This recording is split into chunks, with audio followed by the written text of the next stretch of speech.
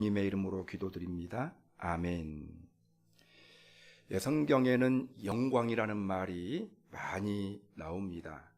우선 구약 성경에 나오는 영광이라는 말이 있고 신약 성경에 나오는 영광이라는 말의 의미가 있습니다. 구약 성경은 히브리어로 기록이 되어져 있고 신약 성경은 헬라어로 기록이 되어져 있습니다. 우선 구약 성경에 나오는 영광이라는 말은 히브리 원어로 카보드라는 말을 번역한 것입니다. 이 말은 무겁다라는 그런 뜻을 가지고 있는, 영광이라는 말은 무겁다라는 어원을 가지고 있는 그러한 단어입니다. 그래서 영광이라는 것이 무엇이냐? 누군가가 지니고 있는 내적인 탁월함과 위대함을 말합니다. 이 탁월함과 위대함이 크다라는 말은 이제 크고 무겁다, 무겁게 와 닿는다, 그런 의미를 가지고 있다라고 생각하시면 되겠습니다. 그래서 누군가가 가지고 있는 내적인 마음, 내적인 탁월성과 위대함이 클수록 영광이 크다. 영광이 크다라는 말은 내적인 탁월성과 위대함이 클수록 영광이 크다, 작을수록 영광이 작다, 이렇게 우리가 표현을 합니다. 신약 성경에 나오는 영광이라는 단어는 이제 독사, 이제 우리나라는 독사하면 뱀이죠. 근데 독사라는 그런 단어가 쓰여져 있는데 빛난다라는 의미를 가지고 있습니다. 빛난다. 영광이라는 말은 누군가가 지니고 있는 구약 성경의 그 카보드 개념, 아까 말씀드린 대로 내적인 탁월성과 위대함이 밖으로 빛나는 것이 영광이다. 이게 구약의 영광의 개념과 신약의 영광이라는 단어를 합쳐보면 내적인 탁월성과 위대함을 밖으로 드러낸다. 밖으로 드러나는 내적인 탁월성과 위대함을 우리가 영광이라고 생각해 볼 수가 있습니다. 그것이 강렬하게 크게 드러날수록 영광이 큽니다. 이 성경이 말씀하고 있는 영광이란 누군가가 가지고 있는 내적인 탁월함과 위대함을 말하고 그것이 겉으로 드러날 때 그 영광이 나타나게 된다라고 말할 수가 있습니다. 그래서 영광이라는 말의 이제 의미이죠. 자, 이 말씀은 이제 고린도전서 15장 40절 말씀에 보면은 이런 말이 나옵니다.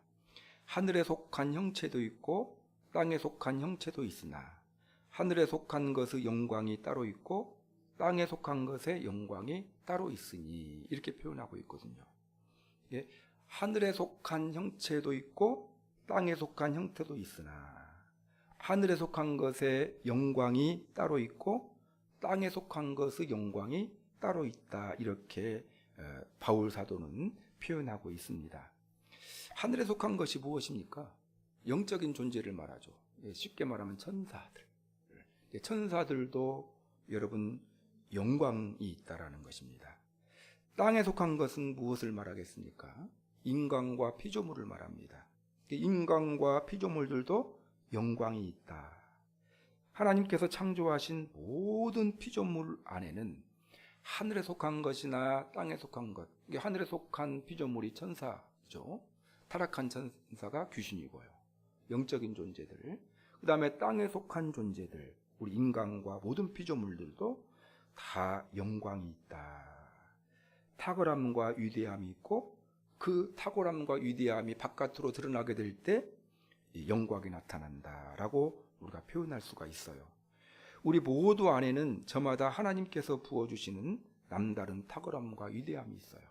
우리 마음, 우리 안에 뭐가 있습니까? 영광이 있어요. 우리 안에도. 각 피조물 안에 영광이 있다라고 성경에 나와 있잖아요. 성경의 말씀을 믿는 것이 믿음이라고 했죠. 아까 고린도전서 15장 40절 말씀에서 사도 바울은 모든 피조물 안에는 영광이 있다라고 그렇게 표현하고 있습니다. 그러니까 우리에게도 영광이 있습니까? 없습니까? 있어요. 영광이 나타난다라는 말은 영광이 바깥으로 드러나게 될 때 영광이 나타나게 된다라는 있다라고 표현할 수 있습니다. 그 다음 절 고린도전서 15장 41절을 보면은 해의 영광이 다르고 달의 영광이 다르며 별의 영광도 다른데 별과 별의 영광이 다르도다, 이렇게 표현하고 있습니다. 즉 하늘에 있는 여러 요소들의 영광이 다르다. 이 말은 무슨 말이냐면 하나님께서 창조하신 여러 창조물들은 다 영광이 있는데 그 영광이 획일적인 것이 아니라 다르다라는 거예요. 해의 영광이 다르고 달의 영광이 다르고 별의 영광이 다르고 별도 여러 별들이 있지 않습니까? 이 별들마다 영광이 다르다라고 표현하고 있습니다. 그래서 여러분 이것을 우리 사람에게 비교를 해보면 한 시대를 풍미하는 영웅이 있고요, 또한 역사를 관통하며 그 빛을 발하는 위인들도 있고, 그러나 그런 큰 영광을 가진 그 사람들만 존재하는 것이 아니라 이제 작은 영광을 가진 사람들도 존재한다. 각 사람마다 크고 작고의 차이가 있고 여러 모양의 차이는 있을지 몰라도 하여튼 영광이 있다라는 것입니다. 성경을 놓고 보면, 자 고린도전서를 놓고 보면 그렇게 우리가 영광을 생각해 볼 수가 있습니다. 그런데 한 가지 중요한 것은 밤하늘에서 빛을 발하는 모든 천체들도 아침에 환한 태양이 떠오르면 어떻게 됩니까? 그 영광이 가려지죠. 달의 영광이 있어요. 그럼 달이 밤에는, 해가 없을 때에는 달의 영광이 빛납니다. 또 별들과 각 별들의 영광까지 빛나는 것이 보여요. 근데 일출과 함께 큰 영광이 나타나면 달의 영광, 별들의 영광이 다 밝은 태양빛의 그늘 아래로 묻히게 됩니다. 마찬가지로 하나님의 영광이 나타나면 모든 피조물이 나타내는 영광은 그 존재감을 잃게 된다라고 생각해 볼 수가 있습니다. 그래서 여러분 우리가 이제 각 사람마다 영광이 있지만, 그러나 우리는 그런 작은 영광을 가지고 있는 존재이고, 이제 그래서 우리가 하나님의 큰 영광을 가지신 그런 하나님의 영광을 우리들이 경험하고 또 그 영광을 체험해야 될 필요가 있다라는 것을 생각해 볼 수가 있습니다. 자, 오늘 이제 성경을 보면은요, 이 하나님의 영광이 이 세상에 아주 생생하게 드러난 때가 있었습니다. 바로 오늘 본문, 우리가 읽은 본문 그때입니다. 바로 2000년 전 주님의 탄생 때 베들레헴에서 하나님의 영광이 크게 드러났다. 그래서 오늘 우리가 읽은 누가복음 2장 8절에서 20절 말씀의 주제를 보면 영광이에요. 주님의 영광이 이 땅에 드러났다. 따라서 하겠습니다. 주님의 영광이 이 땅에 드러났다. 그 성탄의 여러 가지 성탄의 의미를 표현해 보라면 여러 가지로 표현할 수가 있는데, 오늘 우리가 생각해 볼 그런 관점에서 정의해 보라면 성탄은 하나님의 큰 영광이 드러난 날을 우리가 성탄의 의미로 우리가 생각해 볼 수가 있습니다. 우리가 성탄절을 오늘 이번 올해도 받게 되지만 첫 번째 성탄절 날 어떤 의미냐? 하나님의 영광이 이 땅에 생생하게 드러난 날, 주님의 영광이 능력 있게 드러난 날이 첫 번째 성탄절의 큰 의미가 되겠습니다. 그래서 여러분 우리가 성탄절을 보낼 때마다 생각해야 될 바가 있다면 주님의 영광입니다. 주님의 영광이 드러난 날이기 때문에 주님의 영광이 내 삶 가운데 드러나고 있는가? 주님의 영광이 우리 가족 안에서 드러나고 있는가? 주님의 영광이 내 개인의 삶 가운데 드러나고 있는가? 우리 교회에 드러나고 있는가? 성탄절 날 여러 가지를 생각해 볼 수가 있지만 특별하게 생각해 보아야 될 것이 있다면 주님의 영광이 과연 첫 번째 성탄절 날처럼 능력 있게 드러나고 있는가? 내 삶 가운데 드러나고 있는가? 우리 가정에 드러나고 있는가? 우리 교회에 드러나고 있는가를 한번 생각해 보아야 합니다. 이번 성탄절 날도 주님의 영광이 우리 성도님들 개인과 가정과 우리 교회에 충만하고 그 어느 때보다도 능력 있게 드러나기를 소망합니다. 비록 코로나19라는 그런 전염병 시대를 맞아서 우리가 다른 해와는 달리 어쩌면 주님의 영광이 전혀 드러나지 않는 방식으로 보낼 수 있을지 모르겠어요. 그러나 환경이 중요한 것이 아니고 우리는 이런 상황 가운데서도 오히려 더 다른 때보다 능력 있게, 왜냐하면 다른 때는 놀러 다니잖아요. 성탄절 놀러 다니고 그냥 이런 식으로 보내다 보면 주님의 영광이 드러나는 것 같은데 주님의 영광이 전혀 드러나지 못하는, 주님의 영광을 경험하지 못하는 성탄절 보낼 때가 많거든요. 근데 이제 모르겠어요. 한 내일 모레 되면 또 3단계로 딱 올라갈는지, 올라가거나 꼼짝달싹 못했을 때 한탄하지 말고 오늘 설교 말씀이 우리 성도님들 가운데 딱 생각나기를 바랍니다. 그래가지고 꼼짝달싹 하지 말고 주님의 영광을 깊이 경험하고 생각해보고 주님께 영광 돌려드림으로 주님의 영광이 드러나는 성탄절 맞으라고 나를 이렇게 집에 가두셨구나 이렇게 생각하시고 주님의 영광이 드러나는 능력 있는 성탄절 보내셨으면 좋겠습니다. 여러분, 주님의 영광이 드러났을 때 베들레헴의 목자들은 주님의 영광을 경험했습니다. 그리고 주님께 영광을 돌려드렸습니다. 언제 주님의 영광이 드러났을 때, 아니면 반대로 언제 주님의 영광이 능력 있게 드러날 수 있는가, 오늘 거꾸로 한번 생각해 봤으면 좋겠어요. 2000년 전에는 주님의 영광이 가만히 있었는데 드러났거든요. 근데 지금은 가만히 앉아 있어가지고 주님의 영광이 드러나는 것이 아니고 내가 무엇을 했을 때 주님의 영광이 드러날 수가 있다는 거예요. 자, 여러분, 주님의 영광이 드러났을 때 2000년 전에는 두 가지를 했어요. 주님의 영광이 드러났을 때 베들레헴의 목자들은 먼저 주님의 영광을 경험했고요. 그리고 주님께 영광 돌리는 표현을 했다라는 것입니다. 그래서 우리가 이제 이 시대에 주님의 영광이 능력 있게 내 개인의 삶 가운데 가정에 드러내기 위해서는 반대로 한번 생각해 보자 이거예요.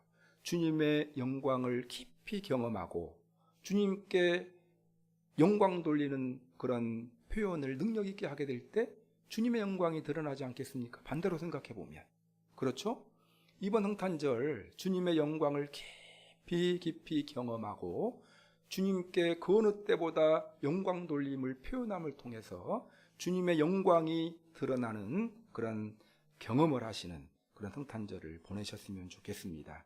자, 그래서 주님의 영광이 드러났을 때 두 가지를 했다고 했어요. 첫 번째, 여러분, 목자들은 성탄날, 주님께 태어나신 날이 성탄날 아니겠습니까? 성탄날 주님의 영광을 경험하였습니다. 따라서 하겠습니다. 목자들은 성탄날 주님의 영광을 경험하였습니다. 여러분, 주님의 영광을 충만하게 경험하게 될 때 주의 영광이 드러납니다. 주님의 영광을 경험하는 일이 매우 중요해요. 오늘 본문 9절을 한번 같이 한 목소리로 읽어보겠습니다. 시작. 주의 사자가 곁에 서고 주의 영광이 그들을 두루 비추매 크게 무서워하는지라, 이렇게 표현되어져 있죠. 성탄날 주의 사자가 곁에 서고 베들레헴 목자들에게 주의 영광이 그들을 두루 비추매, 주의 영광이 베들레헴 목자들을 두루 비추매 크게 무서워하는지라.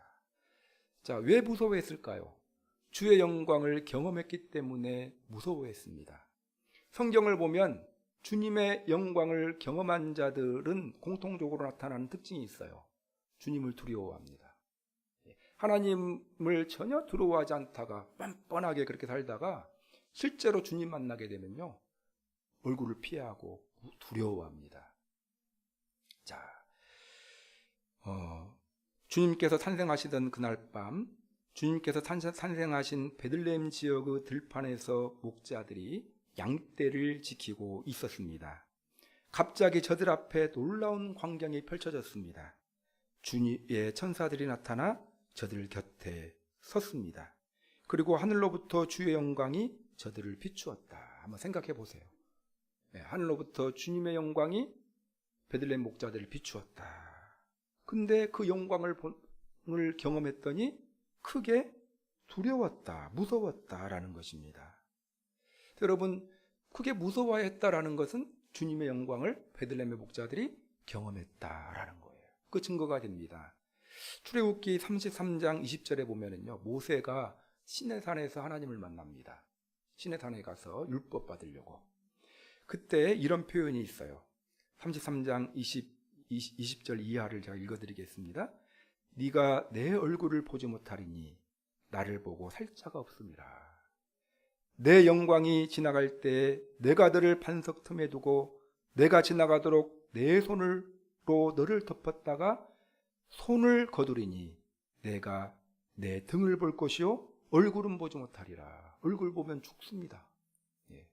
하나님을 보면 우리가 죄성을 가진 인간이 거룩한 존재, 영광이 가득한 존재인 하나님 만나게 되면요, 아주 그냥 사시나무 떨듯이 떨게 되어져 있다라는 거예요. 이런 표현이 있습니다. 주님의 영광을 경험하였다라는 증거입니다. 이것이. 이런 예는 성경의 다른 쪽에도 많이 나타나 있습니다. 여러분, 그런데 이 베들레헴 목자들은 특징이 있어요. 주님의 영광을 경험했는데 죽었습니까? 안 죽었습니까? 안 죽었어요. 두려웠을 뿐입니다. 주님의 영광을 경험한 목자들은 오히려 은혜를 받았다라는 것입니다. 그리고 가장 먼저 탄생하신 아기 예수를 경배하는 큰 은혜를 누리게 되었다. 사도 요한은 요한복음 1장 14절에서 이렇게 말씀하고 있습니다. 말씀이 육신이 되어 우리 가운데 거하시매 우리가 그의 영광을 보니 아버지의 독생자의 영광이요 은혜와 진리가 충만하더라. 말씀이신 하나님이셨던 예수님이 육신이 되어 우리 가운데 거하셨다. 이게 성탄절 날이잖아요. 가만히 보니까 그의 영광을 보니 아버지의 독생자의 영광이요 하나님의 영광을 가지셨다라는 것입니다. 은혜와 진리가 충만하더라. 그래서 여러분, 주님은 영광의 본질이다. 우리도 각 사람마다 영광이 있어요. 조그마한 영광들이 있지만 영광의 본질은 누구다고요? 하나님이다. 주님이시다라는 것입니다. 예수 그리스도께서 이 땅에 오신 뒤에 우리는 주의 영광을 볼 수 있게 되었다. 그래서 여러분, 주님의 영광을 우리가 볼 수 있게 되었다. 탄생 이후에, 성탄 이후에. 그래서 주님과 함께 하면서 우리는 늘 주의 영광을 볼 수 있게 되었다. 찬송함을 통해서, 예배함을 통하여서, 기도 생활을 통하여서 우리는 주의 영광을 경험할 수 있는 그런 자격을 갖추고 조건을 갖추게 되었다라는 것입니다. 자, 그래서 성탄 사건에 큰 의미가 있다면 우리가 주의 영광을 볼 수 있는 새로운 길을 활짝 열어주셨다라는 의미예요. 주님이 이 땅에 오신 이유, 우리가 마음껏 주님의 영광을 경험할 수 있도록 성탄과 함께 그 길이 활짝 열렸다라는 것입니다. 그 모델이 누굽니까? 베들레헴의 목자들이었다. 베들레헴의 목자들을 시점으로 해서 주님의 영광을 충분하게 경험할 수 있는 길이 활짝 열렸다라는 것입니다. 자, 그래서 여러분, 주의 영광을 우리들이 경험할 수 있다라는 것을 꼭 우리가 기억했으면 좋겠습니다. 주님의 영광을 경험하기를 사모하는 인생들이 되었으면 좋겠고요. 자, 그러면 주님의 영광을 경험하면 뭐 좋은 것이 있어야 주님의 영광을 또 우리가 경험하고 체험할 수 있는 것 아니겠습니까? 주님의 영광을 경험하면 좋은 일들이 굉장히 많습니다. 좋은 일들 뿐만이 아니라 반드시 우리가 주님의 영광을 경험하는 삶을 살아야 돼요. 자, 주님의 영광은 언제 경험할 수 있어요? 주님 만나면 경험할 수 있어요. 주님은 영광스러운 존재이기 때문에 주님 만나면 주님의 영광을 덤으로 경험할 수 있는 은혜가 우리 가운데 있다라는 것입니다. 자, 주님의 영광을 경험하면 어떤 일들이 벌어졌는가? 성경의 몇 가지 예를 통해서 한번 살펴봤으면 좋겠어요. 여러분, 주님의 영광을 본 사람들은 어떤 변화를 경험하냐면 인생의 근본적인 문제를 해결할 수가 있어요.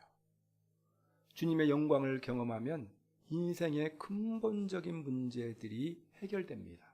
따라서 하겠습니다. 인생의 근본적인 문제가 해결됩니다.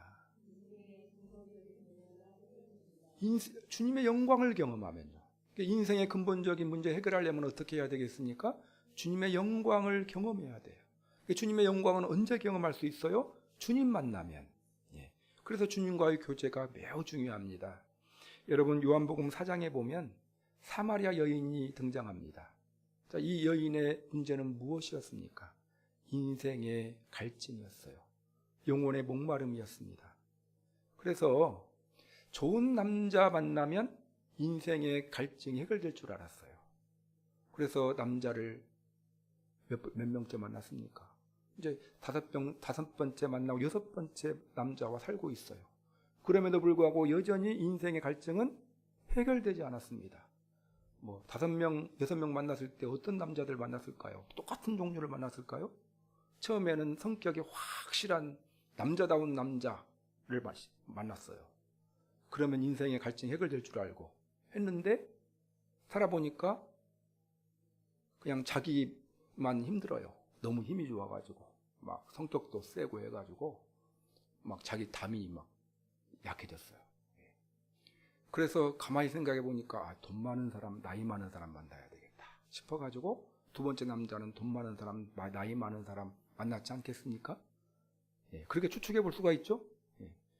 6번째까지 했는데 갈증이 해결되지 않았어요. 예수님 만났습니다. 예수님 만남으로 말미암아 영혼의 갈증, 근본적인 문제 해결했죠. 여러분, 이걸 가지고 설교하려면 또 시간이 걸리니까 여러분, 주님 만났다. 주님의 영광을 경험했다. 주님의 영광을 경험한 사마리아 여인은 인생의 갈증을 해결했습니다. 여러분, 구약 성경을 보면 한나가 나옵니다. 한나는 경건한 사람이었지만 자녀가 없었어요. 아들이 없었습니다. 그래서 자기의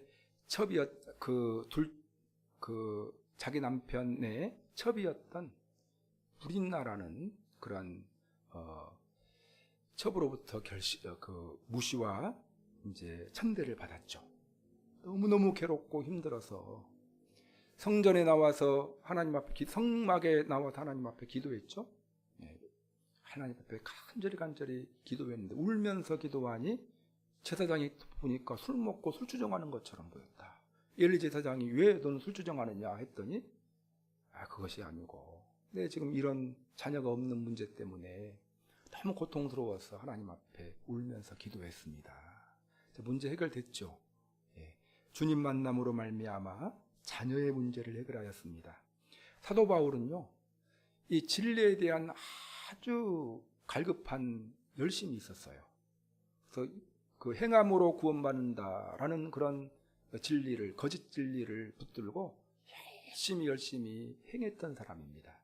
그런데 그 사도 바울이 다메섹에서 예수님 만나고 난 다음에 십자가의 은혜로 말미암아 그 사람의 죄 문제가 해결되는구나라는 사실을 깨닫고 난 다음에 아주 능력 있는 복음의 사도가 되었죠. 진리를 발견하였다. 주님의 영광을 경험하고 난 다음에 진리를 발견하였습니다. 주님의 영광을 경험하면 인생의 근본적인 문제를 해결할 수가 있습니다. 그 문제가 해결되면 인생은 더 이상 여러 가지 크고 작고 부자고 가난하고 이것이 큰 문제가 되지 않아요. 여러분, 주님의 영광을 경험하면 인생의 근본적인 문제가 해결된다는 사실을 꼭 기억하시고 주님의 영광을 경험하는 인생을 살아가시기를 바랍니다. 또한 주님의 영광을 경험하면요, 삶의 목표가 달라집니다. 제가 이 표현을 어떻게 표현할까 좀 고민하다가 이렇게 표현했어요. 주님의 영광을 경험하면 삶의 목표가 달라집니다. 처음에는 목표를 발견하게 됩니다. 진정한 삶의 목표를 발견하게 됩니다. 이렇게 표현할까 하다가 삶의 목표가 달라집니다. 이렇게 표현하기로 했어요. 여러분, 모든 사람들은 삶의 목표가 있죠? 근데 그 삶의 목표가 과연 주님이 원하시는 그런 목표일까? 하나님께서 보실 때 바람직한 목표로 생각하실까? 이것은 그러한 목표를 가지고 있는 사람도 있고 가지고 있지 않은 사람도 있습니다. 그러나 여러분, 주님의 영광을 경험한 공통적인 믿음의 사람들의 특징은 분명한 삶의 목표를 깨닫게 되고 삶의 목표가 달라집니다. 아브라함은 고향을 떠나 주님 만나고 주의 영광 경험하고 난 다음에 삶의 목표가 바뀌었어요. 고향을 떠나 믿음의 조상, 축복의 통로가 되는 그러한 길을 택하였습니다. 그걸 삶의 목표로 삼았어요. 아브라함은요. 모세는요, 그 미디안에서 양치던 목동 아니었습니까? 80세 때 주님 만나고 난 다음에 출애굽 사역을 삶의 목표로 삼았다라는 것입니다. 삶의 목표가 달라졌어요, 여러분. 농부였던 기드온은 주님 만나고 난 다음에 이스라엘을 미디안에서 이스라엘 민족들을 구원하는 용사, 사사로 목표를 바꾸게 됩니다. 베드로는 어부였죠? 물고기 잡는 어부였는데 사람 낚는 어부로 삶의 목표가 바뀌었어요. 사도 바울은 이방인의 사도로 삶의 목표가 바뀝니다. 이방인들에게 복음을 전하는 사도로 복음이 바뀌게 됩니다. 주님의 영광을 경험하면요, 분명한 삶의 목표를 바로잡게 된다는 거예요. 그러면 삶의 목표를 바로잡는 것이 매우 중요합니다. 마라톤 선수 조금 늦게 가도요, 목표점을 분명하게 알고 가야지. 한 30km 왔는데 목표가 다른 데예요. 그럼 어떻게 됩니까? 조금 한 10분 늦게 출발한다 하더라도 목표를 분명하게 알고 있는 사람이 더 빨리 목표점에 도달하게 된다는 사실입니다. 내가 지금 설정하고 있는 삶의 목표, 하나님이 원하시는 목표인가 생각해 보시고, 여러분 하나님의 영광을 경험하는 삶을 살게 되면 분명한 삶의 목표를 세울 수가 있다는 것을 꼭 기억하셨으면 좋겠습니다. 세 번째로, 주님의 영광을 보면요, 주님의 영광을 경험하면 주님께서 주시는 힘을 공급받습니다. 이 세 번째가 은혜 중에 은혜예요. 주님의 영광을 경험할 때마다 우리는 힘을 공급받고 은혜를 받습니다. 자, 여러분, 아브라함이 하나님께서 자녀를 주겠고 믿음의 조상이 되라고 했는데 그 약속을 붙들고 아들 얻을 때까지 25년이 시간이 걸렸거든요. 근데 한 번 하나님의 영광을 경험하고 끝났습니까? 아니에요. 틈틈이 하나님의 영광을 경험할 때마다 한 번은 하나님께서 이제 아브라함을 불러가지고 하늘을 보여주시면서, 하늘의 별을 보여주시면서, 내가 너의 자손을 하늘의 별처럼 많게 하겠다. 이거 뭐예요? 이제 그 약속을 꼭 성취할 만한 힘을 공급받는 거예요, 여러분. 매 순간순간마다 우리가 하나님의 영광을 경험할 때마다 하나님께서는 약속을 성취할 만한 힘을 주신다라는 것입니다. 여러분, 야곱이 형 예서를 속여서 아버지로부터 축복을 가르치고 난 다음에 형을 피해서 외삼촌의 집으로 도망가죠. 형이 죽이려고 왔어요. 잡히면 죽습니다. 죽어도 할 말이 없는 거예요. 그런 아주 다급한 상황 가운데 잠깐 돌베개 베고 베델에서 누워서 잠을 자는데 하나님 만나 주셨죠. 그때 하나님께서 야곱을 위로해 주셨습니다. 그리고 희망을 주셨습니다. 여러분, 낙심에 빠져있는, 두려움 가운데 빠져있었던 야곱에게 하나님께서 만나 주셔서 힘을, 위로를 주시고 소망을 주셨다라는 것이죠. 하나님의 영광을 경험하면요, 위로와 희망을 얻게 된다라는 사실입니다. 여러분, 출애굽 사역할 때 모세가 힘든 일이 있을 때마다 하나님 바라봤죠. 하나님 바라보고 하나님 만나면 하나님 영광 경험하게 되죠.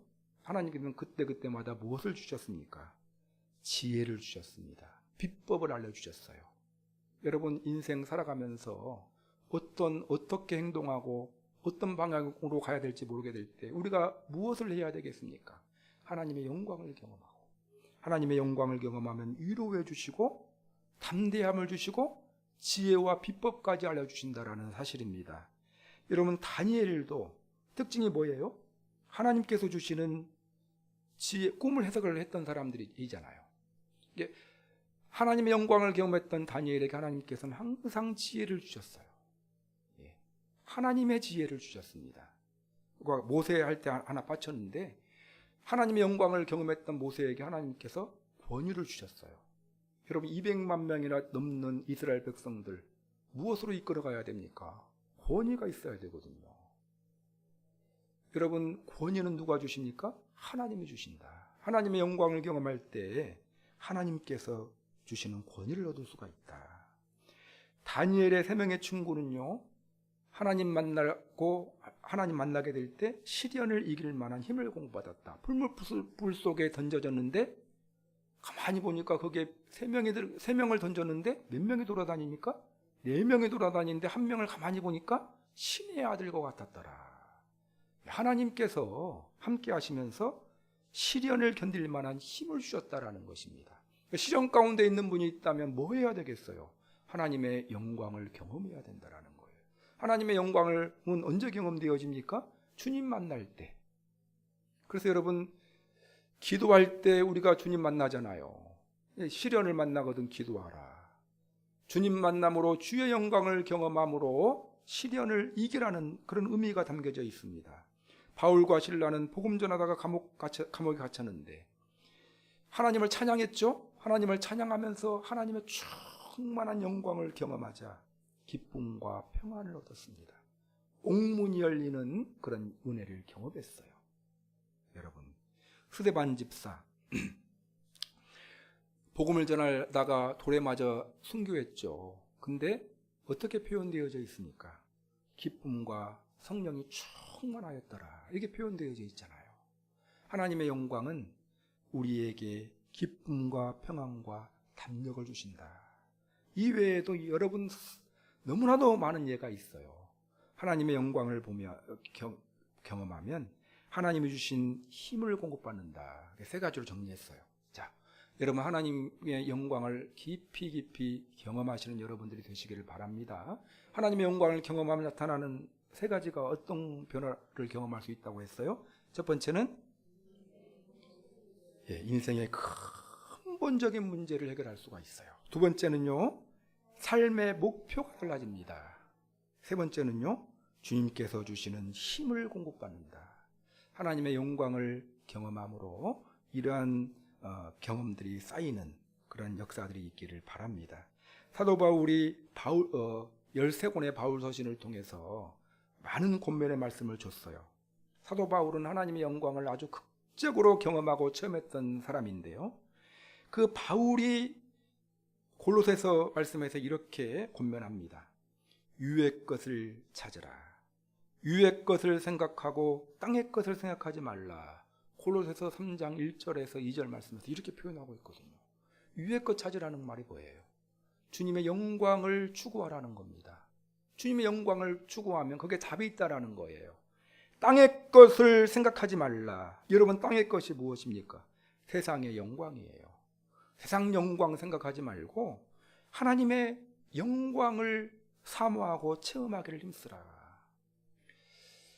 베들레헴의 목자들이 첫 번째 성탄날 주님의 영광을 깊이 경험한 것처럼 우리 예안교회 성도님들도 주님의 영광을 깊이 경험하는 그런 은혜가 있기를 바랍니다. 자, 우리는 그냥 마음만 먹으면 경험할 수 있어요. 주님 만나면, 주님 찾아와서 주님 부르면, 주님을 찬양하면 주의 영광을 경험할 수 있다라는 것입니다. 자, 그런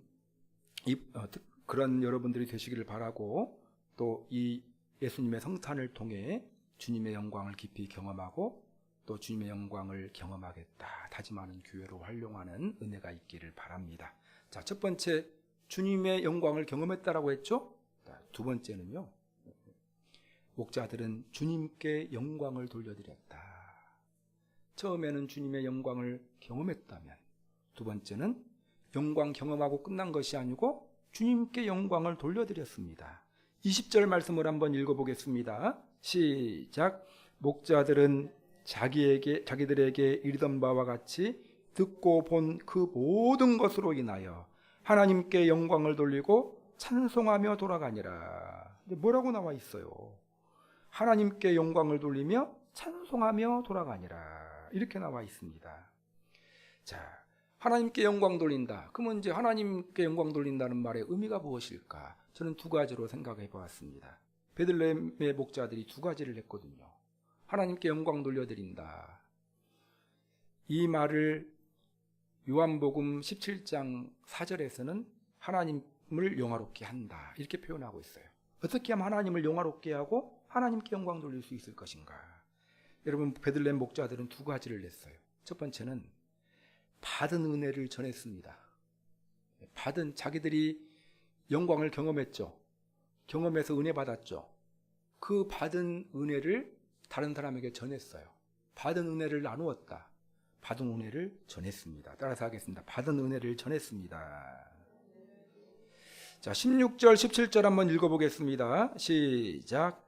빨리 가서 마리아와 요셉과 구유에 누인 아기를 찾아서 보고 천사가 자기들에게 이 아이에 대하여 말한 것을 전하니, 이렇게 나와 있어요. 예.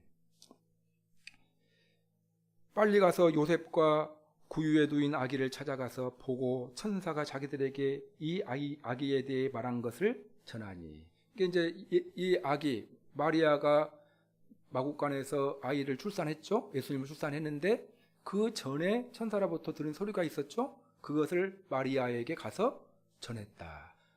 자기들이 받은 영광을 그대로 그 마리아에게 가서 전했다. 이렇게 표현되어져 있습니다. 자, 18절을 한번 읽어보겠습니다. 시작. 듣는 자가 다 목자들이 그들에게 말한 것들을 놀랍게 여기되 마리아는 이 모든 말을 마음에 새겨 생각하느라. 자기들이 받은 은혜를 전함에 놀랍게 여겼고 또 그 말을 마음에 새겼다라는 것입니다. 자, 그래서 여러분, 우리가 받은 은혜를, 받은 영광을, 경험한 영광을 전하는 것이 중요하다라는 거예요. 이것이 영광 돌림의 첫 번째 표현입니다. 셀 모임을 하면요, 어떤 식으로 셀 모임을 합니까? 셀 모임이 능력 있는 이유는요, 한 주간 동안 주님께서 자기와 함께 하신, 또 자기가 그날 경험한 받은 은혜를 나누는 거예요. 또 설교 시간에 깨달은 그런 은혜를 깨달음으로 끝내는 것이 아니라 다른 사람하게 전하고 나누는 것을 말합니다. 자, 그럴 때 아주 은혜가 충만하다라는 거예요. 성령 충만함 받은 베드로가 능력 있게 복음을 전했어요. 그리고 한 번에 3,000명이 예수님을 믿게 되었다. 사도행전 2장에 나오죠. 자, 예수님 믿는 사람이 3,000명이 생겨서 뭐가 생겼습니까? 교회가 생겼어요. 초대교회 교회의 모습이 사도행전 2장 42절부터 마지막 절까지 쭉 나와 있는데 대표적인 내용이 뭡니까? 매일 모였다라는 거예요. 받은 은혜를 나누었다. 모여서 받은 은혜를 서로 나누었다라는 거예요. 그래서 여러분, 받은 은혜를 나누는 것이 매우 중요합니다. 자, 우리가 오늘 은혜 받았어요. 그러면 이제 은혜를 받았다라는 것은 영광을 경험했다라는 것이죠. 그럼 받은 영광을 어떻게 해야 됩니까? 나눠야 돼요. 무엇을 통해? 셀 모임을 통해 나눠야 된다라는 거예요. 셀 모임뿐만이 아니라 틈틈이 시간 나는 대로 성도나 아니면 주님을 믿지 않은 사람에게 전하고 나누는 넓은 의미의 은혜 나눔이 전도 아니겠어요? 또 선교고요. 이 교회적인 차원의 하나님께 영광 돌리는 표현이 전도와 선교죠. 그러니까 좁은 의미는 성도들과 주변 가족들과 함께 받은 은혜를 나눌 필요가 있다라는 거예요. 근데 한국에 이제 이런 게 잘 안 돼요. 문화적으로 한국 사람들은 나눔 문화가, 토론 문화가 약합니다. 잘 안 되는데, 그래서 이렇게 셀 모임 같은 거라도 정해지면 나누기를 힘쓰는 우리 예양교회 성도님들이 되시기를 바랍니다. 여러분, 받은 은혜를 나누기를 힘써요. 이것이 하나님께 영광 돌림의 첫 번째 표현입니다. 두 번째 표현은 무엇이냐? 아까 읽었던 것처럼 목자들은 찬송을 했어요. 찬송함으로 영광 돌려드렸습니다. 주님께 찬송함으로 영광 돌려드렸다. 따라서 하겠습니다. 찬송함으로 영광 돌려드렸습니다. 자, 20절을 보면 목자들이 찬송하며 돌아갔다고 기록하고 있습니다. 자, 그러나 목자들이 어떻게 찬송했는가는 나오지 않아요. 그러나 성경에 다른 찬송가들이 나와요. 다른 찬송의 표현들, 그 당시에 어떻게 찬송했을 것인가. 시편에도 나와 있고요. 여러 가지 표현들이 있습니다. 주님의 영광을 본 뒤에 찬송했다라는 거예요.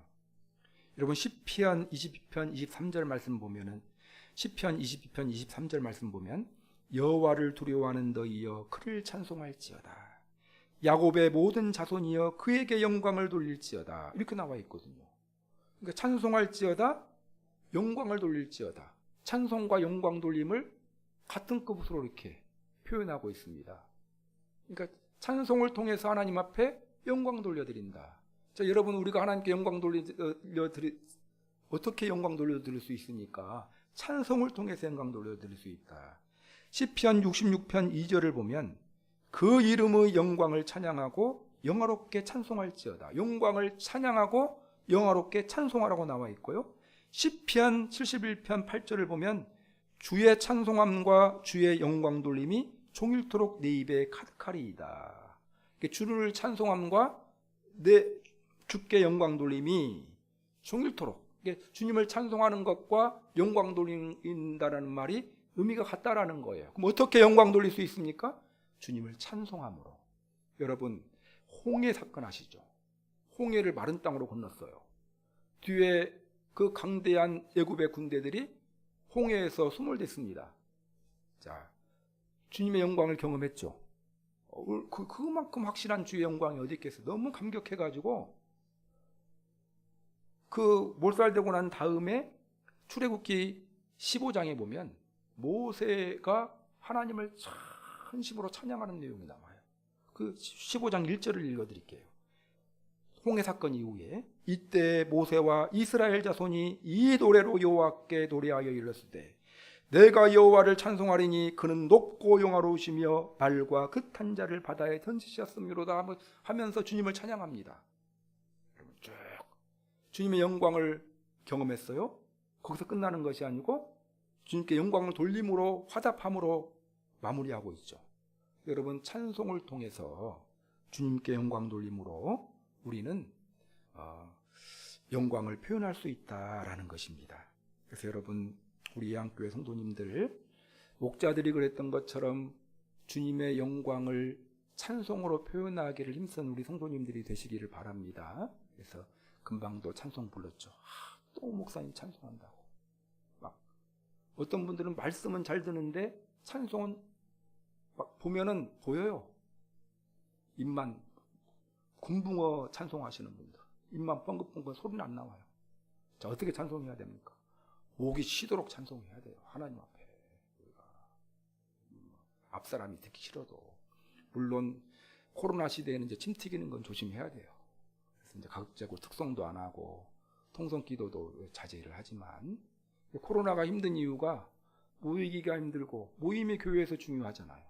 그리고 또 찬송, 기도 이걸 못하니까 힘들어요. 이것이 굉장히 한국교회의 중요한 시험대고 훈련의 장이다 생각을 합니다. 그러나 여러분 하여튼 입술을 찬양을 표현함을 통해 하나님께 영광 돌리기를 힘쓰시는 성도님들이 되시기 바랍니다. 자, 말씀을 정리하겠습니다. 자, 오늘 본문을 통해서 오늘 본문의 제목이 뭡니까? 주의 영광이 드러나는 성탄절이에요. 자, 오늘 살펴봤던 누가복음 2장 8절에서 20절 말씀은 제목이 주님의 영광이 드러나는 성탄이었다라는 거예요. 주님의 영광이 드러났다라는 걸 두 가지로 나누어서 생각해 봤어요. 첫 번째는 주님의 영광을 경험했다. 두 번째는 주님께 영광 돌려드렸다. 그래서 우리가 언제 어떻게 주님께서 영광이 드러나겠어요? 우리가 주의 영광을 경험하는 삶을 살고 주님께 영광을 돌려드리는 삶을 살게 될 때 주님의 영광이 내 삶 가운데 드러난다라는 거예요. 자, 그러면 주님의 영광을 우리들이 어떨 때 경험할 수 있다고 말씀드렸습니까? 주님 만날 때. 그렇죠? 주님 만나면 드러납니다. 예. 주님 안 만나면은 없어요. 거기에 아무것도 없어요. 예. 자, 주님 만날 때 주님 만나기를 힘썼으면 좋겠어요. 자, 그럼 주님의 영광을 경험하면 가만히 아무런 역사가 안 일어납니까? 여러 가지 역사가 일어나는데 오늘 세 가지를 말씀드렸어요. 첫 번째는 뭡니까? 예, 인생의 근본적인 문제가 해결되고, 두 번째는요, 삶의 목표가 달라집니다. 세 번째는요, 주님께서 주시는 힘을 공급받아요. 다른 말로는 은혜를 경험하게 됩니다. 자, 그리고 주님의 영광을 경험하는 데서 끝나는 것이 아니고 목자들처럼 주님께 영광 돌리는 삶을 살아야 되는데, 자, 주님께 영광 돌리는 삶에 두 가지 표현이 있다고 했어요. 목자들처럼 받은 은혜를 전하고 나누고, 이것이 주님께 영광 돌리는 거예요. 두 번째는요, 찬송을 통해서. 자, 이러한 주님의 영광이 드러나는 성탄 보내시는 우리 양교회 성도님들이 되시기를 바라고, 또한 그러한 인생들이 되시기를 주님의 이름으로 축원합니다. 오늘 말씀을 생각하시면서 기도하는 시간 갖겠습니다. 하나님, 내 삶 가운데 주의 영광이 드러나는 삶이 되고, 우리 가정이 주님의 영광이 놀랍게 드러나는, 능력 있게 드러나는 가정이 되고, 또한 우리 교회 통하여서 주의 영광이 놀랍게 능력 있게 드러나는 교회가 되게 하여 주옵소서. 이를 위해서 주님의 영광을 경험해야 됩니다. 전혀 주님 주자 한 번도 생각하지 못하는 그런 한 주간의 삶을 사신다면 회개해야 합니다. 하나님, 항상 주님 생각하고, 임마누엘 하나님, 나와 항상 함께 하신 그 하나님을 생각하고 하나님 만나기를 힘쓰므로 주님의 영광을 경험하여 주님의 영광을 경험하는 자들에게 주는 그런 은혜를 체험하는 그런 성탄 계절 보내게 해주시고, 그런 인생이 되게 해 주옵소서. 받은 은혜를 나누기를 힘쓰고 전하기를 힘쓰고 주님께 찬송하기를 힘쓰므로 주님께 영광 돌려드리는 그런 인생이 되므로 주님이 영광이 드러나는 그런 삶을 살게 해달라고 말씀 생각하시면서 기도하겠습니다. 찬양받기 합당하신 살아계신 하나님 아버지, 감사와 찬양을 드립니다. 오늘 귀한 깨달음을 허락하여 주셔서 감사합니다. 하나님 아버지, 2000년 전 베들레헴 목자들이 경험했던 베들레헴 목자들과 그 상황 속에서 드러났던 주의 놀라운 영광, 주님의 영광이 놀랍게 드러났다라는 사실, 하나님 아버지, 왜 주님의 영광이 드러나는지, 베들레헴 목자들이 경험했던 그 영광, 또 베들레헴의 목자들이 주님께 영광 돌리는 그런 표현을 통해서 주님의 영광이 드러났음을 생각해보는 시간을 가졌습니다. 하나님 아버지, 하나님은 영광이 충만하신 분인데 하나님 아버지, 주의 영광을 날마다 경험하고 또한 하나님 아버지 사모하는 인생이 될 수 있도록 인도하여 주옵소서. 주님 만날 때 주의 영광 경험하는데 하나님 아버지, 주님 만나기를 힘쓰므로 말미암아 주님 만날 때마다 이 시간 우리 성도 한 사람 한 사람 주의 영광을 깊이 경험하는 복된 시간 될 수 있도록 인도하여 주옵소서. 하나님 앞에 기도할 때 주의 영광이 경험되어지고, 주님을 찬송할 때 하나님의 영광이 경험되어지고, 임마누엘 하나님 이름 부를 때마다 주의 영광을 깊이 체험하는 우리 양교회 성도들이 되어서 하나님 아버지, 인생의 본질적이고 근본적인 문제 해결하고, 또한 하나님 아버지 삶의 분명한 목표를 가지고 하나님이 주시는 힘과 능력을 그때마다 공급받는 그런 은혜를 체험하는 우리 양교회 성도들이 되게 하여 주시고, 하나님 아버지 받은 은혜를 나누기를 힘쓰고, 또한 하나님께 찬송의 표현함을 힘씀을 통하여 주님께 영광 돌리는 그런 인생들이 될 수 있도록, 그런 성탄의 계절을 보낼 수 있도록 은혜 베풀어 주시고 인도하여 주시기를 소망합니다. 주님의 영광이 충만하게 경험되어지기를 소망합니다. 예수님의 이름으로 기도드립니다. 아멘. 우리 찬송 같이 부르겠습니다. 찬송가